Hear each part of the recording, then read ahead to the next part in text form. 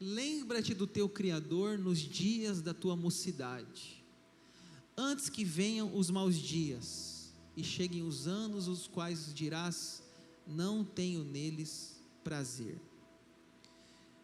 Pessoal, todos nós aqui passamos pelo ciclo da vida, nascimento, infância, adolescência, juventude, idade adulta, velhice e a morte.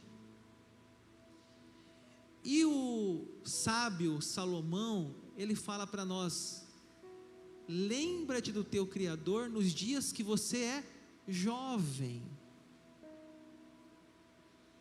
Essa fase da vida é a fase da força, da energia, do vigor, da disposição. Eu tenho 40 anos de idade.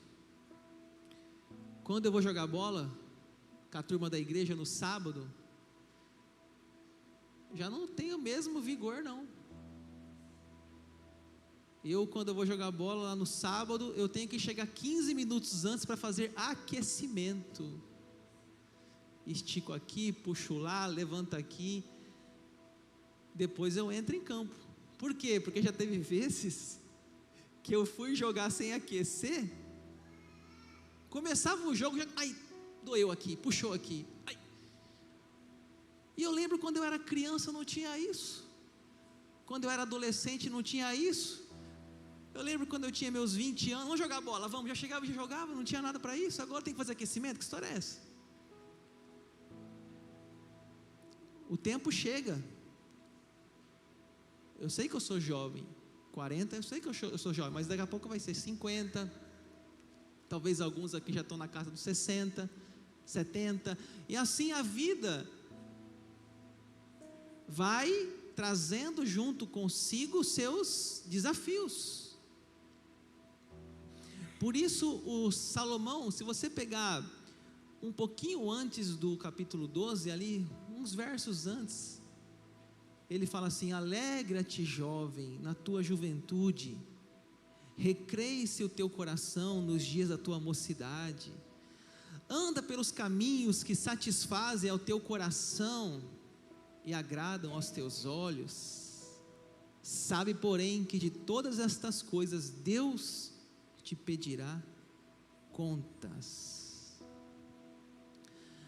O que Salomão está falando aqui é assim: olha, seja um jovem feliz, seja um jovem alegre, curta a vida, jogue bola, passeie, vá na casa dos amigos, se divirta, faça de tudo, mas lembre-se que Deus te pedirá contas.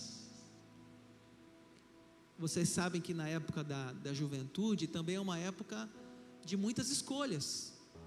É na juventude que a gente escolhe a nossa profissão, é na juventude que a gente escolhe o nosso esposo, esposa, muitas vezes.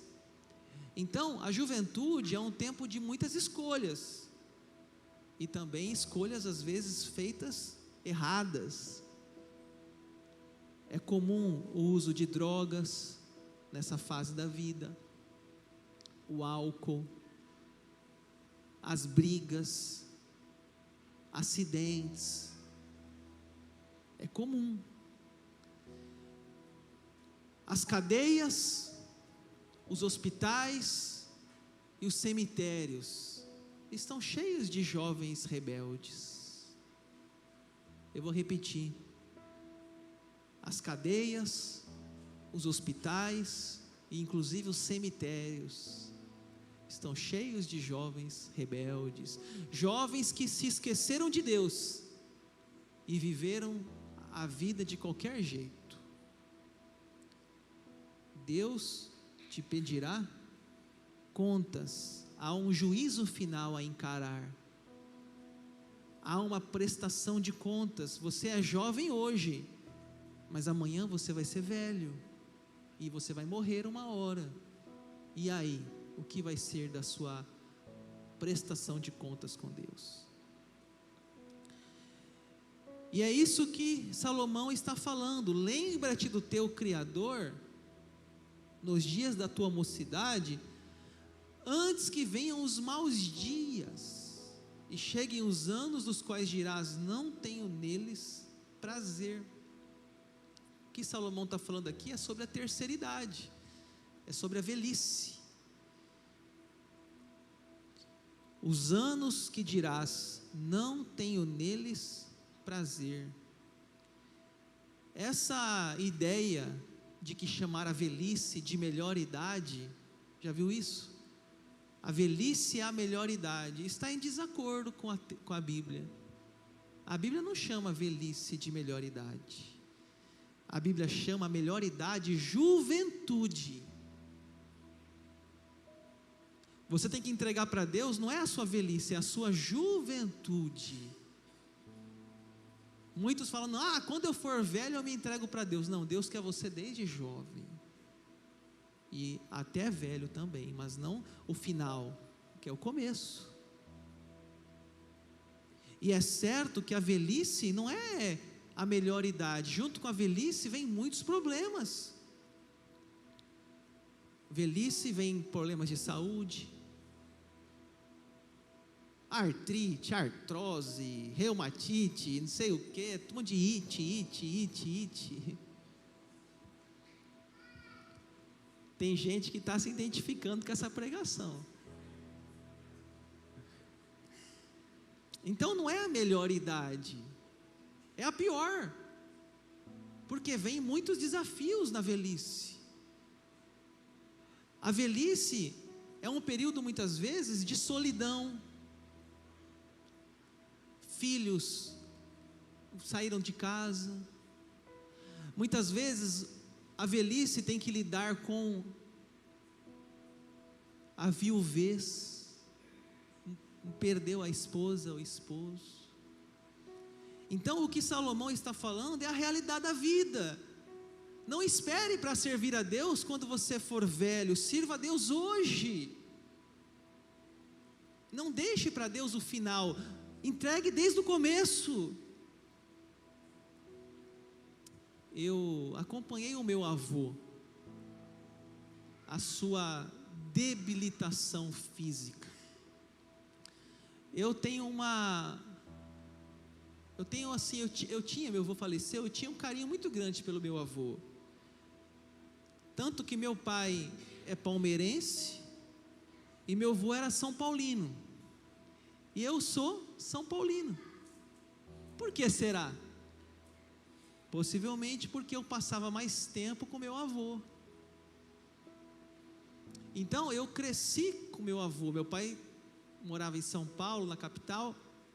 Saía de casa muito cedo, chegava muito tarde. Você sabe, em São Paulo, aquela loucura, trânsito, tudo é longe. Você vai chegar no trabalho, tem que sair 1 hora antes, 2 horas antes. Não é que nem em Rondonópolis, a gente sai de casa faltando 10 minutos. Lá não, lá você tem que sair de casa 2 horas. Você vai trabalhar 8, vai sair de casa 6. É outra realidade. Então meu pai cresceu trabalhava nesse ambiente. Eu ficava com meu avô. E eu acompanhei ele, todo o processo. Meu avô tinha muito vigor. Eu lembro meu avô sempre para lá, para cá, animado em casa, lavando uma loucinha para minha avó. Só que um dia meu avô se perdeu na rua. Se perdeu. Aí foram lá, pegaram ele lá, falou assim, se vocês deixarem esse velhinho sair de novo, nós vamos denunciar vocês. E trancaram o velhinho dentro de casa. E ele começou a murchar. Porque o que ele gostava era andar, ir na padaria, bom dia, boa tarde, não sei o quê, ô senhor fulano, conhecia todo mundo na rua. Prenderam o velhinho dentro de casa. E eu vi meu avô com uma flor murchando, ao ponto que ele ficou numa cama, só dormia, comia, dormia, comia. E é assim a vida. A vida, a gente nasce, tem aquele pico e aí começa o declínio. E a gente tem que aceitar. Não adianta fugir. É a realidade dos fatos. É a realidade da vida. E Salomão está narrando essa fase da vida. Ele fala no versículo 2: Antes que se escureçam o sol, a lua, as estrelas, do esplendor da tua vida, e tornem a vir as nuvens depois do aguaceiro. Aqui eu coloquei o título tédio. E tornem a vir as nuvens depois do aguaceiro. Sabe aquela coisa? Chove, evapora, formam as nuvens, chove de novo. E a vida vai se tornando, às vezes, um tédio. A gente fala assim: meu sonho é me aposentar. A gente é jovem, cheio de saúde. Não, porque eu quero me aposentar, pastor. Meu sonho é aposentar. E quando chega lá na frente, você fala assim: cara, que coisa chata esse negócio de aposentar. Não tem nada para fazer. Muitos na aposentadoria descobrem uma nova profissão. Porque ninguém aguenta, não fazer nada cansa. Já viu aquela conversa de idoso? Ô meu amigo, bom dia, boa tarde. Vai chover hoje, né? Pois é, cara de chuva, né? Ou, nossa, calor, hein? Pois é, tá quente. Aquela conversinha mole, todo dia a mesma coisa. Esse tédio da vida, a coisa vai virando uma repetição, já não tem mais o trabalho às vezes, já fica muito em casa. A fraqueza do corpo, Salomão descreve: no dia em que tremerem os guardas da casa, os teus braços, ele vai falando o que é a parte do corpo, né?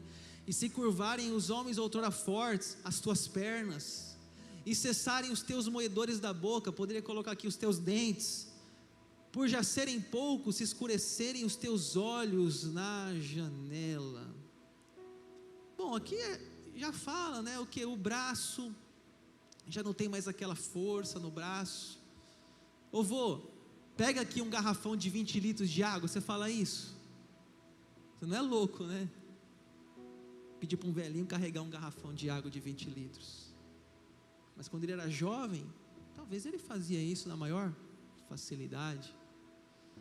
Os braços já não são os mesmos, as pernas começam a tremer, fraqueza. A boca, os dentes vão caindo. Eu já ouvi isso uma vez. A gente tem dente, né? A gente não sabe o valor de um dente. Mas aí quando você tem um idoso em casa, aí você fala assim: ó, faz uma carninha moída, porque a mãe, o pai, o vô, ele não come carne de churrasco. Aí a criança fala: por quê? Porque ele não tem dente. Aí a criança: sério, ele não tem dente? Não, não tem. E ainda naquela época, a ciência ortodôntica era muito rudimentar. Então às vezes a pessoa tinha um dente cariado, começava a doer, ele se arrancava mesmo, e a pessoa ia ficando sem dente. E aqui também fala dos olhos, os teus olhos na janela, né? É comum também na velhice vir problemas de visão. O óculos é batata, né? Falavam assim para mim: pastor, quando você fizer 40 anos, se prepara para o óculos. Não chegam ainda, não sei mais quantos, não sei, ainda não chegou, ainda estou enxergando aqui as coisas.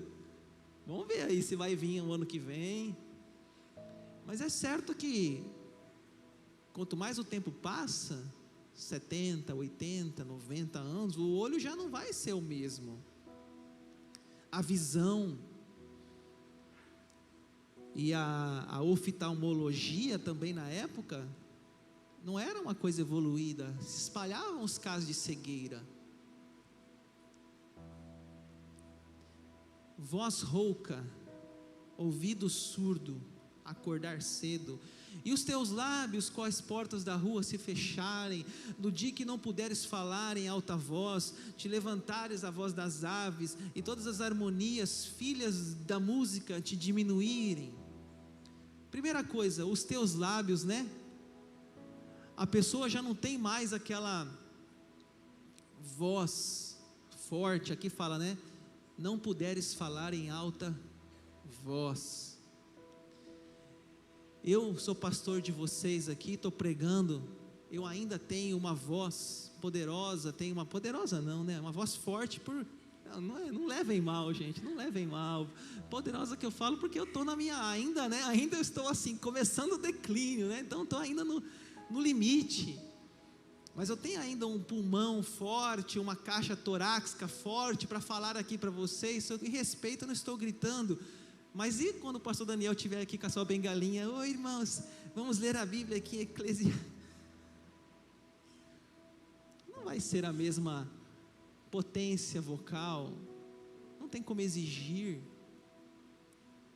O corpo vai pedindo descanso. Aqui fala que mais? Ouvido, né? Você não vai conseguir ouvir, né? Mas antes de ouvir, na ordem do texto fala: te levantares a voz das aves. Muitos idosos têm problema com sono. Muitos, inclusive, usam remédios para dormir. 6 horas da manhã.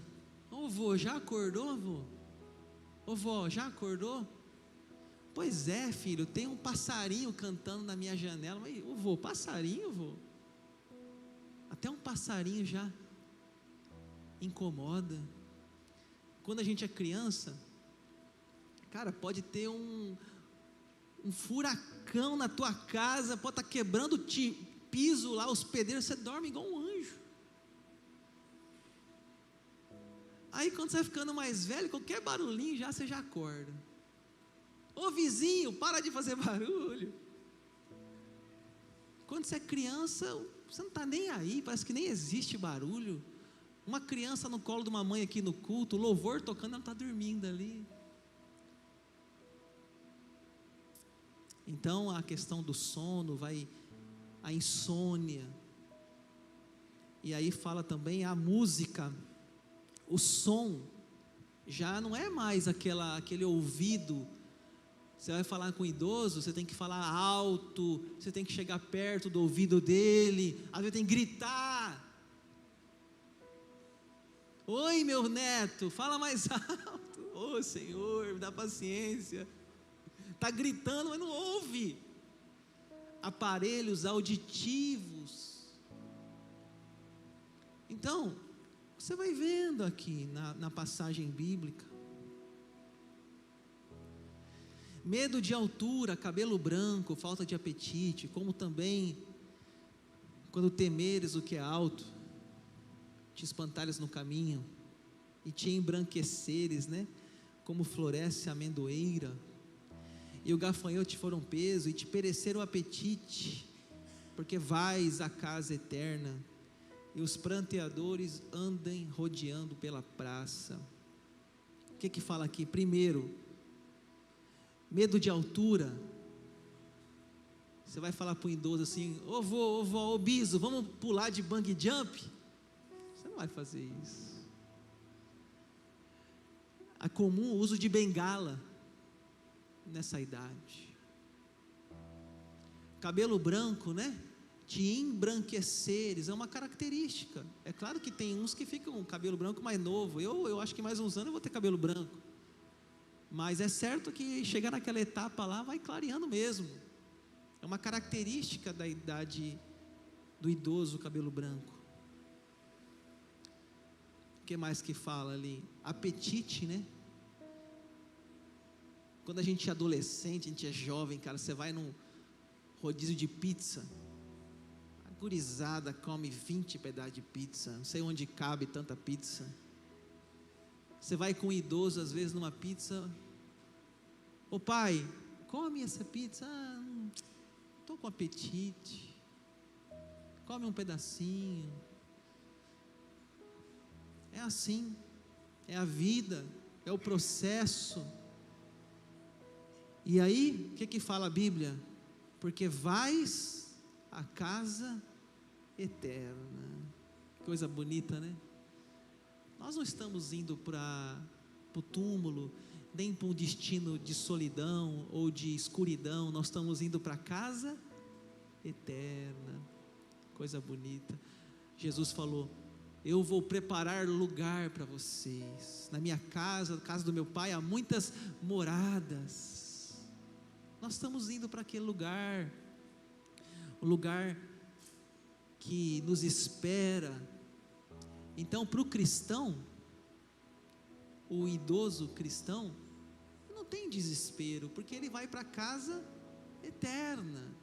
Você vai num velório de um crente, de um servo, de uma serva de Deus, não há aquele gritaria, aquele desespero, há uma tranquilidade, porque a gente sabe que aquela pessoa foi para a casa eterna. Esse tabernáculo, diz Paulo, ele é corruptível, ele é humano, ele é passageiro, mas Deus fez um tabernáculo eterno, não feitos por mãos humanas. E aí vem o final, ali já para o final, que vai falar realmente da morte.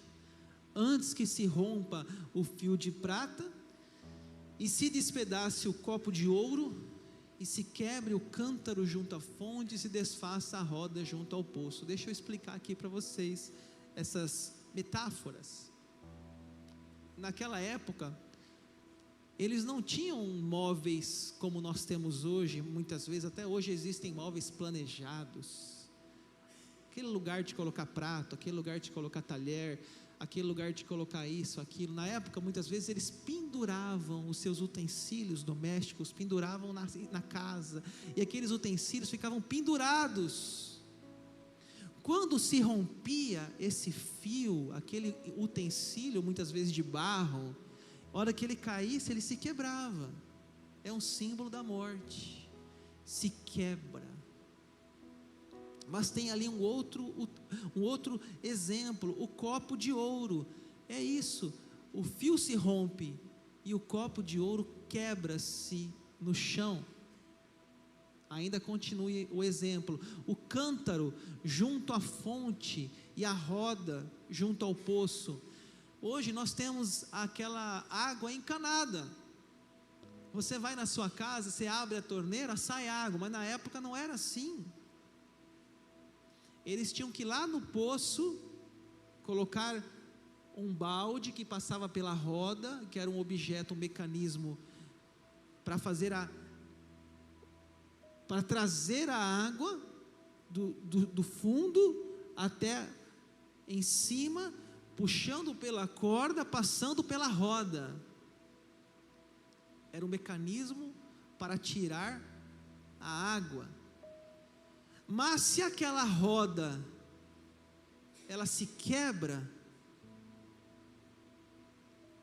a água se perde, o balde cai, o cântaro fica lá dentro do buraco, você não consegue tirar a água. É um símbolo da morte. Talvez a ideia da roda, esse aparelho que fazia a retirada da água, é o coração. Se o nosso coração parar, não há como tirar a água. Há um mecanismo do nosso corpo, que é um corpo tão maravilhoso, o nosso corpo criado por Deus, cheio de dons e talentos, de habilidades, mas se o coração parar, a roda se quebra, não tem mais água, não tem mais vida, aquela pessoa está morta.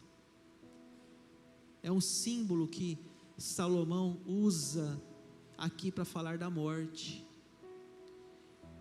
E aqui tem um versículo tão conhecido, também um dos que eu mais gosto da Bíblia. Vamos ler juntos? Eclesiastes 12:7, todos juntos na tela, vamos lá? E o pó volte à terra como era, e o espírito volte a Deus, que o deu. Esse é o fim. Quando Deus faz o Adão, lá em Gênesis relata isso, Deus faz Adão e a Eva, Ele faz do pó da terra, e Deus sopra o fôlego da vida, e Adão vira um ser vivente, e no final da nossa vida, nós voltamos para o barro, nós voltamos para o pó, e o Espírito volta para Deus. Corpo vai para baixo, o Espírito vai para cima. O corpo vai para a terra, o espírito vai para o céu. Jesus na cruz, ele falou assim: Pai, nas tuas mãos entrego o meu espírito. Morreu. Então, quando a gente morre, pessoal, nós estamos indo para uma realidade melhor. Vai ter a peça de teatro aqui domingo, sábado, O Peregrino. Peregrino é um livro de John Bunyan, que fala que nós como cristãos somos peregrinos nessa terra. Nós vamos de passagem. Nosso lugar não é aqui. Quem estava no Congresso Vida Nova lembra do vídeo da corda que foi passado lá. A vida ela é um tempo, ela é um período, e nós vamos passar, e aí a eternidade com Deus.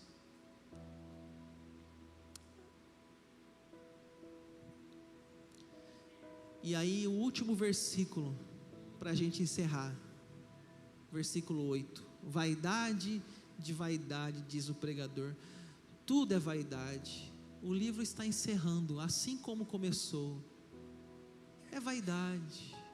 Se a gente viver a nossa vida nos valores dessa terra, é vaidade. Temos que viver a vida olhando para o céu, os valores do céu, porque essa terra passa, a vida passa, mas a casa eterna nos aguarda.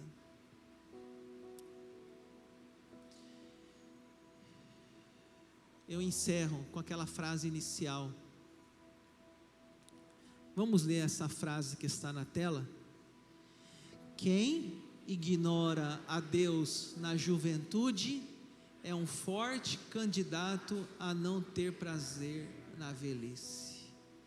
A melhor maneira de ter contentamento na velhice é andar com Deus logo cedo, é ser um jovem de Deus, é pensar em Deus nos dias da tua mocidade. A juventude é bela, mas é passageira. Um dia somos fortes, logo não temos mais aquele vigor. O tempo vai passando e vamos começando a nosso rosto, as marcas da velhice, as rugas. Chega um momento na nossa vida que nós percebemos que estamos frágeis, fracos, os braços, joelhos, ouvidos, os olhos, os dentes. Mas Salomão diz: lembra-te do teu Criador nos dias da tua mocidade. São muitas distrações na mocidade. A mocidade é o melhor tempo para a pessoa se distrair e até se esquecer de Deus. Por isso, façamos um esforço de lembrar do nosso Criador desde a nossa juventude. E quando a gente chegar lá na velhice, a gente vai ter dado para Deus não só a nossa velhice, mas toda a nossa vida pertence a Ele. Amém?